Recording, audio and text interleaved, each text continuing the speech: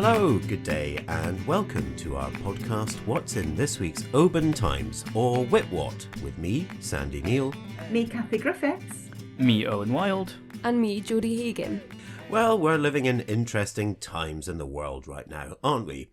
But here at Oban Times Towers, we're here to tell you the stories from our corner of the planet, the west coast of Scotland.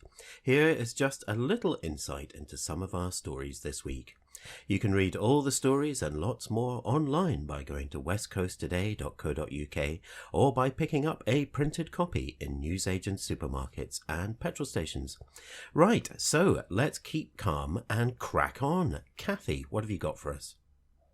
Oban Live Music Festival could be making a comeback, and a 30-year wait for a skate park could be over as part of new facilities being planned for the town's rugby club. You can read more about that in this week's OT or online. And also a GoFundMe appeal to help Oban dad of two, Scott Rowan, raised £20,000 for a private operation that could help him see his little girls grow up, smashed its total in just 41 hours. Absolutely fantastic. It was the most incredible thing to actually watch that sort of monitor go up.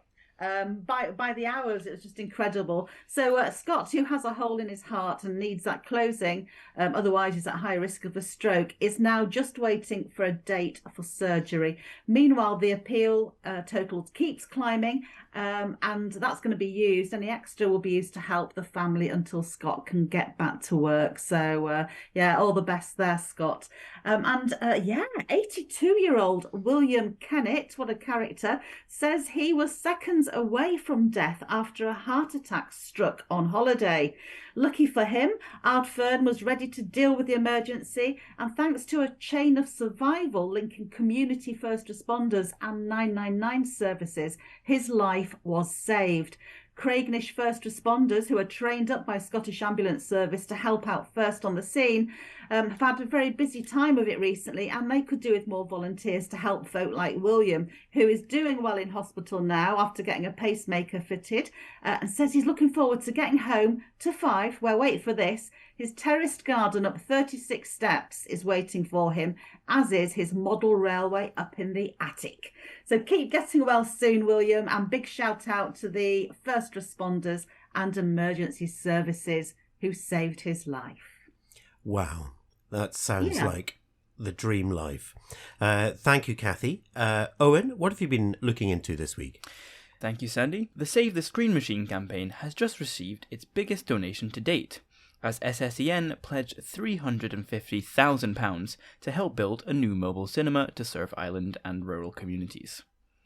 Fly tipping up in Dunault has caused a stir, as popular spot Kelly's Pier has become somewhat of a boat graveyard. So one local farmer has organised a clean-up. You can find out the details in this week's Oban Times. Mull Community Council have released the results of their survey into the Mull campus, and at the same time, Argyll and Bute Council has released its reports into the site recommendation process. There's only 1 week remaining now until the all-important decision on the new Mull campus's location, but that result could be pushed back once again. Read all the details in this week's Oban Times. And finally from me, it was a happy birthday to beloved Obanite Stuart McQueen, who turned 60 over the weekend. The McQueens organised a card rally for their favourite uncle, and he ended up with what can only be described as a mountain, a proper mountain of birthday cards. Enough, I think, to warrant the title of the most popular man in town.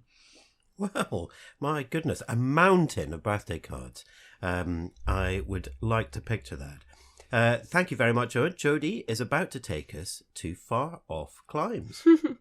Yes, well, members of Oban Gaelic choir have been practising their Italian phrases in preparation for an exciting trip to Sardinia. The choir has been invited to perform at a local music festival, and they set off on their Mediterranean adventure this week.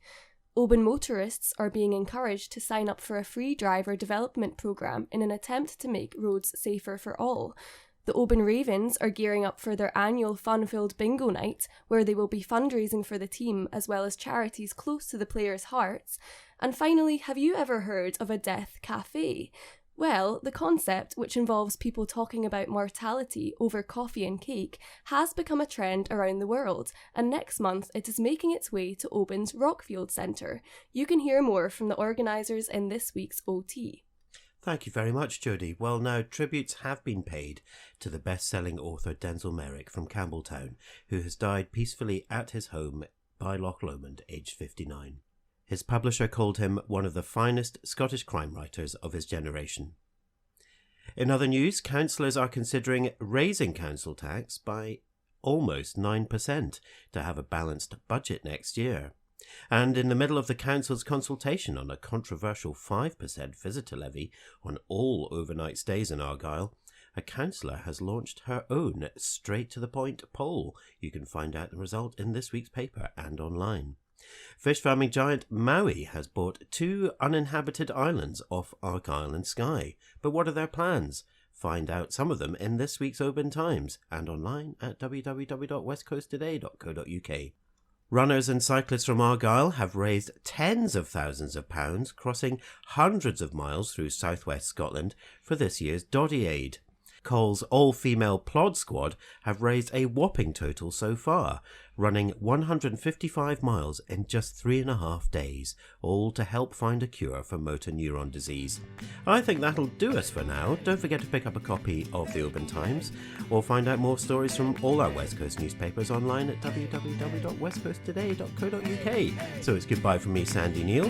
Goodbye from me, Kathy Griffiths. Goodbye from me, Owen Wild. And goodbye from me, Julie Hagan. Bye. Bye.